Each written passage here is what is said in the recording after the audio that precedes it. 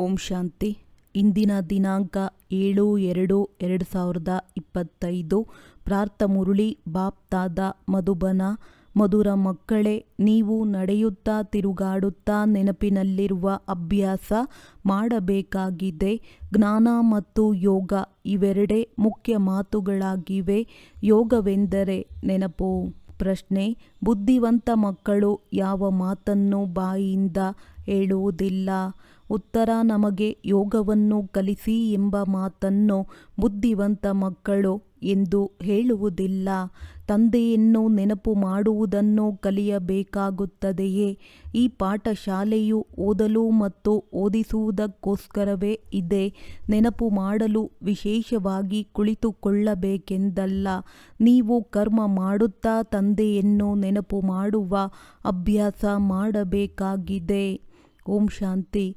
ಈಗ ಆತ್ಮಿಕ ತಂದೆಯು ಕುಳಿತು ಆತ್ಮಿಕ ಮಕ್ಕಳಿಗೆ ತಿಳಿಸುತ್ತಾರೆ. ಮಕ್ಕಳಿಗೂ ತಿಳಿದಿದೆ. ಆತ್ಮಿಕ ತಂದೆಯು ಈ ರಥದ ಬ್ರಹ್ಮನ ಮೂಲಕ ತಿಳಿಸುತ್ತಾರೆ. ಅವರ ಮಕ್ಕಳಾಗಿದ್ದೀರೆಂದ ಮೇಲೆ ತಂದೆ ಅಥವಾ ಯಾವುದೇ ಸಹೋದರ ಸಹೋದರಿಯರಿಗೆ ನನಗೆ ತಂದೆಯ ನೆನಪು ಮಾಡುವುದನ್ನು ಕಲಿಸಿ ಎಂದು ಹೇಳುವುದು ತಪ್ಪಾಗುತ್ತದೆ. ನೀವೇನು ಚಿಕ್ಕ ಮಕ್ಕಳಲ್ಲ ಅಲ್ಲವೇ? ಇದಂತೂ ನಿಮಗೆ ತಿಳಿದಿದೆ. ಮುಖ್ಯವಾದುದು ಆತ್ಮವಾಗಿದೆ. ಅದು ಅವಿನಾಶಿಯಾಗಿದೆ. ಶರೀರವು ವಿನಾಶಿಯಾಗಿದೆ. ಆತ್ಮವೇ ದೊಡ್ಡದಾಯಿತಲ್ಲವೇ? ನಾವು ಆತ್ಮಗಳಾಗಿದ್ದೇವೆ. ಶರೀರದ ಮೂಲಕ ಮಾತನಾಡುತ್ತೇವೆಂಬುದು ಅಜ್ಞಾನ ಕಾಲದಲ್ಲಿ ಯಾರಿಗೂ ತಿಳಿದಿರುವುದಿಲ್ಲ.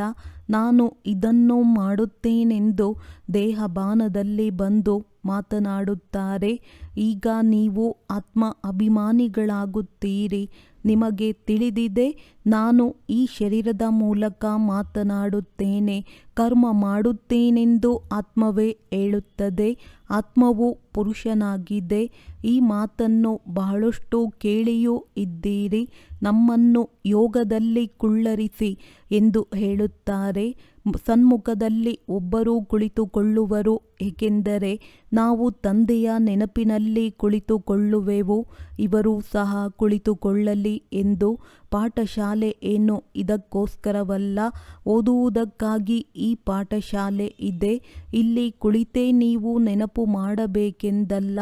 ತಂದೆಯು ತಿಳಿಸುತ್ತಾರೆ. ನಡೆಯುತ್ತಾ ತಿರುಗಾಡುತ್ತಾ ಏಳುತ್ತಾ ಕುಳಿತುಕೊಳ್ಳುತ್ತಾ ತಂದೆಯನ್ನು ನೆನಪು ಮಾಡಿ. ಇದಕ್ಕಾಗಿ ವಿಶೇಷವಾಗಿ ಕುಳಿತುಕೊಳ್ಳುವ ಅವಶ್ಯಕತೆಯೂ ಇಲ್ಲ. ಹೇಗೆ ರಾಮ ರಾಮ ಎಂದು ಹೇಳಿ ಎಂದು ಕೆಲವರು ತಿಳಿಸುತ್ತಾರೆ. ರಾಮ ರಾಮ ಎಂದು ಹೇಳದೆ ನೆನಪು ಮಾಡಲು ಸಾಧ್ಯವಿಲ್ಲವೇ?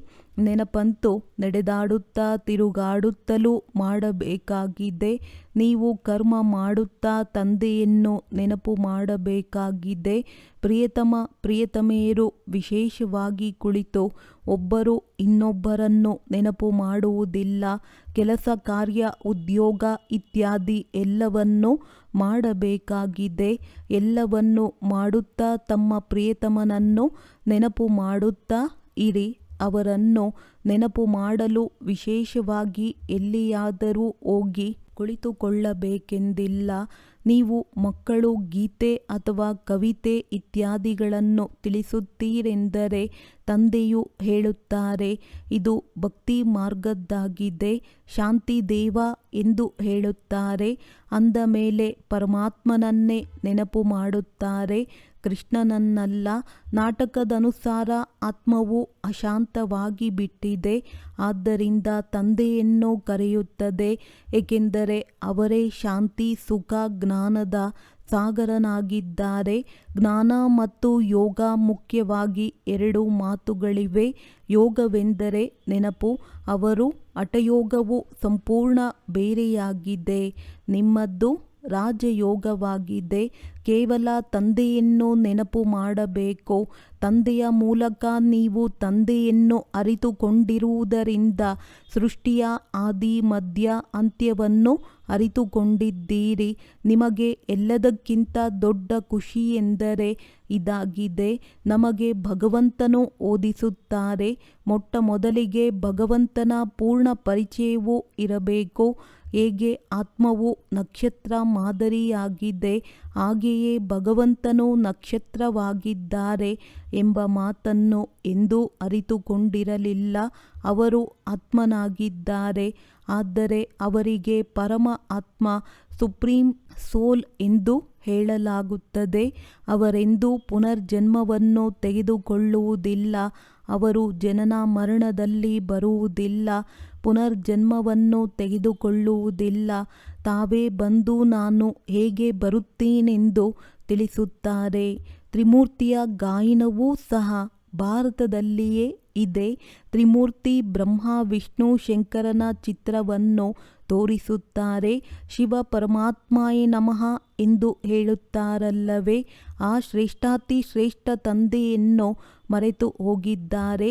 ಕೇವಲ ತ್ರಿಮೂರ್ತಿಯ ಚಿತ್ರವನ್ನಿಟ್ಟು ಬಿಟ್ಟಿದ್ದಾರೆ. ತ್ರಿಮೂರ್ತಿಯ ಮೇಲೆ ಅವಶ್ಯವಾಗಿ ಶಿವನಿರಬೇಕು.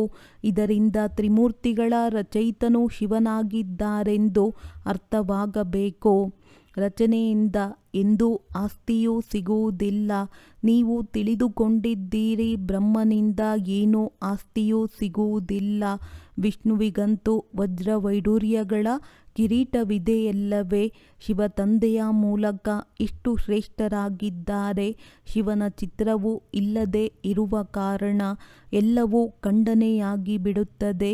ಪರಮಪಿತ ಪರಮಾತ್ಮನು ಶ್ರೇಷ್ಠಾತಿ ಶ್ರೇಷ್ಠನಾಗಿದ್ದಾರೆ. ಇದು ಅವರ ರಚನೆಯಾಗಿದೆ. ಈಗ ನೀವು ಮಕ್ಕಳಿಗೆ ತಂದೆಯಿಂದ 21 ಜನ್ಮಗಳಿಗಾಗಿ ಸ್ವರ್ಗದ ಆಸ್ತಿಯೂ ಸಿಗುತ್ತದೆ. ಬಲೆ ಲೌಕಿಕ ತಂದೆಯಿಂದ ಆಸ್ತಿಯೂ ಸಿಕ್ಕಿದೆ ಎಂದು ತಿಳಿಯುತ್ತಾರೆ. ಇದು ಬೇಹದ್ದಿನ ತಂದೆಯಿಂದ ಪಡೆದಿರುವ ಪ್ರಾರಬ್ಧವೆಂದು ತಿಳಿದಿರುವುದಿಲ್ಲ. ಇದು ನಿಮಗೆ ಈಗ ತಿಳಿದಿದೆ. ಇಲ್ಲಿನ ಸಂಪಾದನೆಯು ಅಲ್ಲಿ 21 ಜನ್ಮಗಳವರೆಗೆ ನಡೆಯುತ್ತದೆ. ಈ ಜ್ಞಾನವು ಸ್ವಲ್ಪವೂ ತಿಳಿದಿರುವುದಿಲ್ಲ. ಈ ಜ್ಞಾನವು ದೇವತೆಗಳಲ್ಲಾಗಲಿ ಶೂದ್ರರಲ್ಲಾಗಲಿ ಇರುವುದಿಲ್ಲ. ಇದು ನೀವು ಬ್ರಾಹ್ಮಣರಲ್ಲಿಯೇ ಇದೆ. ಆತ್ಮಿಕ ಜ್ಞಾನವಾಗಿದೆ. ಆಧ್ಯಾತ್ಮಿಕತೆಯ ಅರ್ಥವನ್ನು ಸಹ ತಿಳಿದುಕೊಂಡಿಲ್ಲ. ಡಾಕ್ಟರ್ ಆಫ್ ಫಿಲಾಸಫಿ ಎಂದು ಹೇಳುತ್ತಾರೆ. ಡಾಕ್ಟರ್ ಆಫ್ ಸ್ಪಿರಿಚುಯಲ್ ನಾಲೆಡ್ಜ್ ಒಬ್ಬರೇ ತಂದೆ ಆಗಿದ್ದಾರೆ. ತಂದೆಗೆ ವೈದ್ಯರೆಂದು ಹೇಳಲಾಗುತ್ತದೆ ಎಲ್ಲವೇ. ಬಲೆ ಬಿರುದನ್ನು ಕೊಡುತ್ತಾರೆ. ಆದರೆ ವಾಸ್ತವದಲ್ಲಿ ಒಬ್ಬ ತಂದೆಯೇ ಆತ್ಮಿಕ ವೈದ್ಯನಾಗಿದ್ದಾರೆ. ಅವರು ಆತ್ಮಕ್ಕೆ ಇಂಜೆಕ್ಷನ್ ಕೊಡುತ್ತಾರೆ. ಅದು ಭಕ್ತಿಯಾಗಿದೆ. ಅವರಿಗೆ ಡಾಕ್ಟರ್ ಆಫ್ ಭಕ್ತಿ ಎಂದು ಹೇಳಬೇಕು. ಅದರಿಂದ ಲಾಭವೇನೂ ಆಗುವುದಿಲ್ಲ. ಅಂದ ಮೇಲೆ ಅವರನ್ನು ವೈದ್ಯರೆಂದು ಹೇಗೆ ಹೇಳುವುದು. ವೈದ್ಯರಂತೂ ಲಾಭವನ್ನು ಕೊಡಿಸುತ್ತಾರೆ. ಈ ತಂದೆಯು ಅವಿನಾಶಿ ಜ್ಞಾನ ಸರ್ಜನರಾಗಿದ್ದಾರೆ. ವೈದ್ಯರಿಂದ ನೀವು ಸದಾ ಆರೋಗ್ಯವಂತರಾಗುತ್ತೀರಿ. ಇದನ್ನು ನೀವು ಮಕ್ಕಳೇ ತಿಳಿದುಕೊಂಡಿದ್ದೀರಿ. ಹೊರಗಿನವರಿಗೇನು ಗೊತ್ತು. ತಂದೆಗೆ ಅವಿನಾಶಿ ಸರ್ಜನ್ರೆಂದು ಹೇಳಲಾಗುತ್ತದೆ. ಆತ್ಮಗಳಲ್ಲಿ ಯಾವ ವಿಕಾರದ ತುಕ್ಕು ಹಿಡಿದಿದೆ ಅದನ್ನು ತೆಗೆಯುವುದು.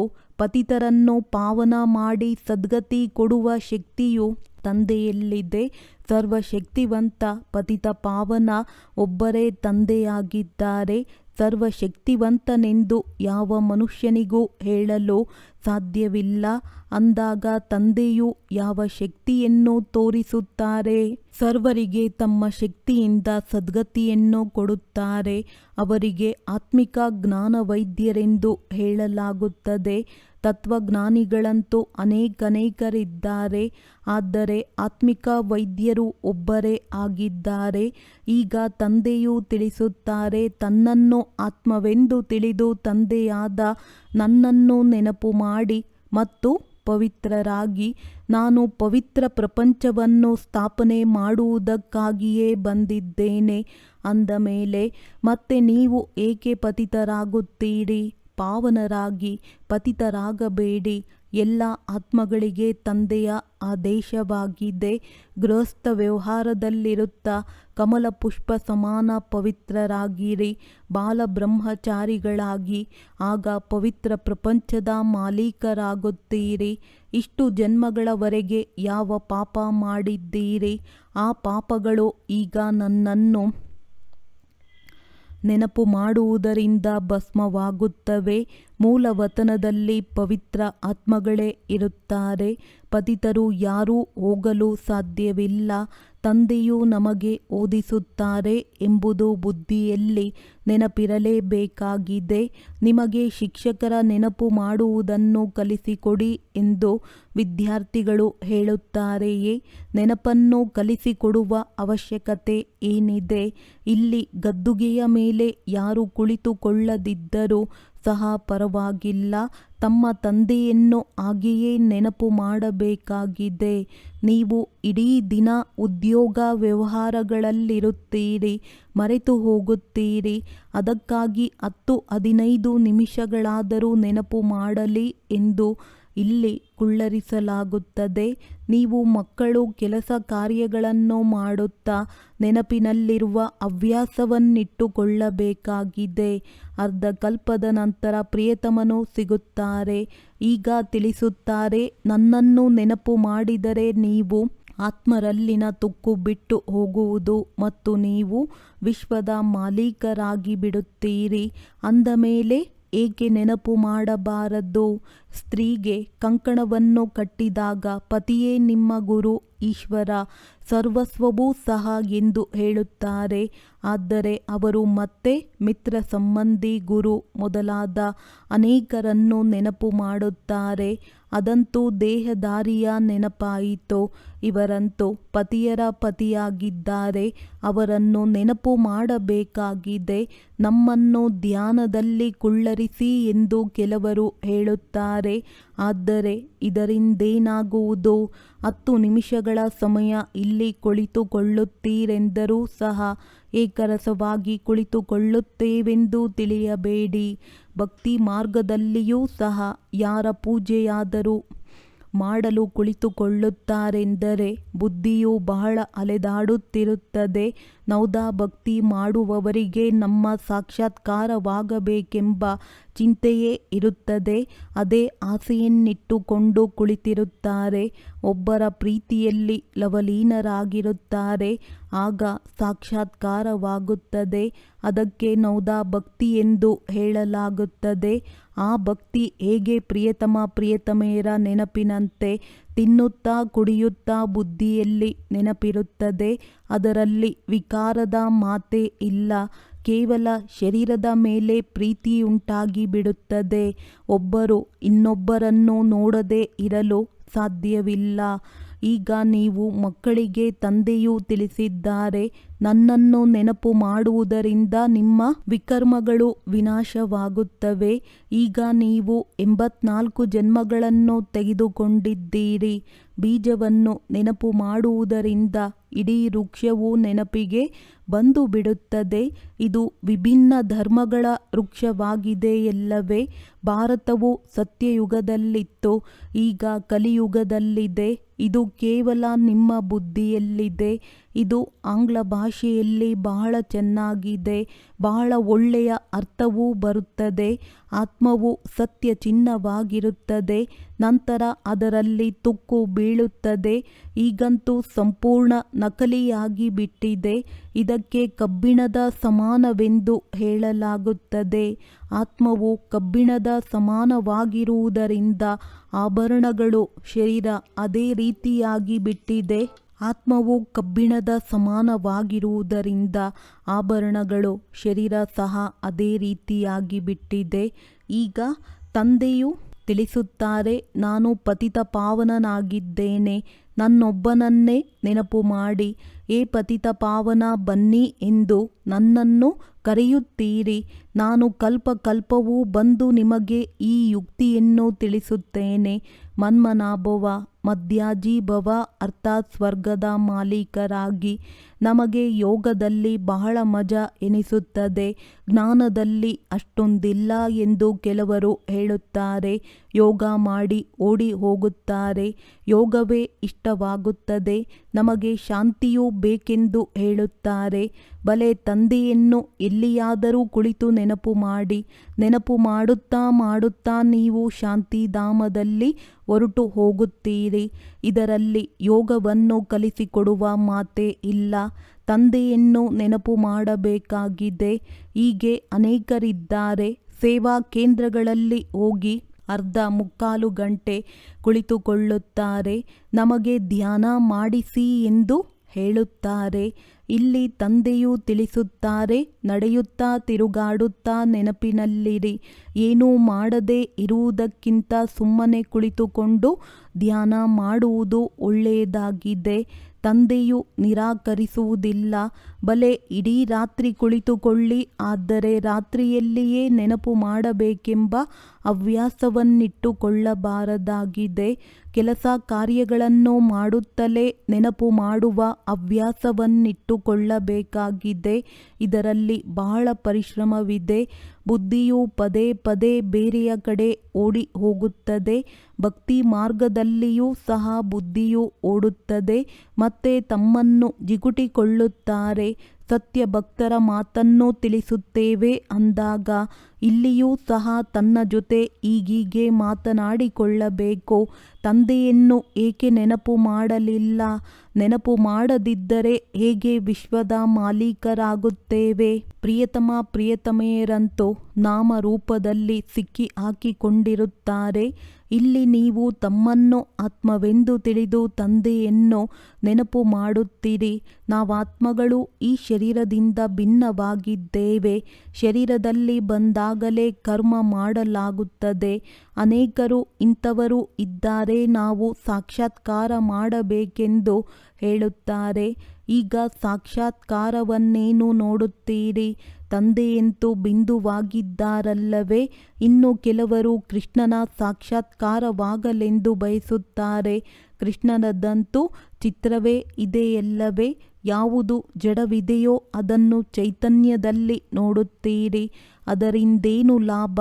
ಸಾಕ್ಷಾತ್ಕಾರದಿಂದ ಲಾಭವಾಗುವುದೇ? ನೀವು ತಂದೆಯನ್ನು ನೆನಪು ಮಾಡುವುದರಿಂದ ಆತ್ಮವು ಪವಿತ್ರವಾಗುವುದು. ನಾರಾಯಣನ ಸಾಕ್ಷಾತ್ಕಾರವಾಗುವುದರಿಂದ ನಾರಾಯಣನಾಗಿ ಬಿಡುತ್ತಾರೆಯೇ? ನೀವು ತಿಳಿದುಕೊಂಡಿದ್ದೀರಿ, ನಮ್ಮ ಗುರಿ ಧ್ಯೇಯವೇ ಲಕ್ಷ್ಮೀನಾರಾಯಣನಾಗುವುದಾಗಿದೆ. ಆದರೆ ಓದದ ವಿನಃ ಆಗಲು ಸಾಧ್ಯವಿಲ್ಲ.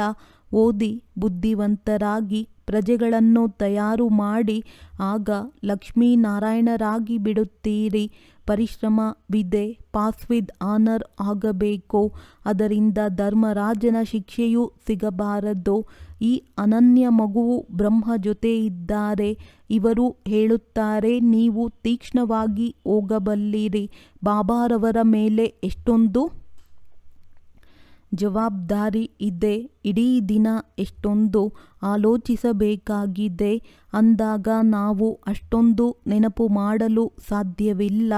ಭೋಜನದ ಸಮಯದಲ್ಲಿಯೂ ಸಹ ಸ್ವಲ್ಪ ನೆನಪಿರುತ್ತದೆ, ಮತ್ತೆ ಮರೆತು ಹೋಗುತ್ತೇನೆ. ಬಾಬಾ ಮತ್ತು ನಾನು ಇಬ್ಬರು ಸುತ್ತಾಡೋಣವೆಂದು ತಿಳಿಯುತ್ತೇನೆ. ತಿರುಗಾಡುತ್ತಾ ತಿರುಗಾಡುತ್ತಾ ತಂದೆಯನ್ನು ಮರೆತೇ ಹೋಗುತ್ತೇನೆ. ತಂದೆಯ ನೆನಪು ಜಾರುವಂತಹ ವಸ್ತುವಾಗಿದೆಯಲ್ಲವೇ? ಪದೇ ಪದೇ ತಂದೆಯ ನೆನಪು ಜಾರಿ ಹೋಗುತ್ತದೆ, ಅರ್ಥಾತ್ ಮರೆತು ಹೋಗುತ್ತದೆ. ಇದರಲ್ಲಿ ಬಹಳ ಪರಿಶ್ರಮವಿದೆ. ನೆನಪಿನಿಂದಲೇ ಪರಿಶ್ರಮವು ಸಮಾಪ್ತಿಯಾಗಲಿದೆ. ಅನೇಕರಿಗೆ ಓದಿಸುತ್ತೀರೆಂದರೆ ಶ್ರೇಷ್ಠ ಪದವಿಯನ್ನು ಪಡೆಯುತ್ತೀರಿ.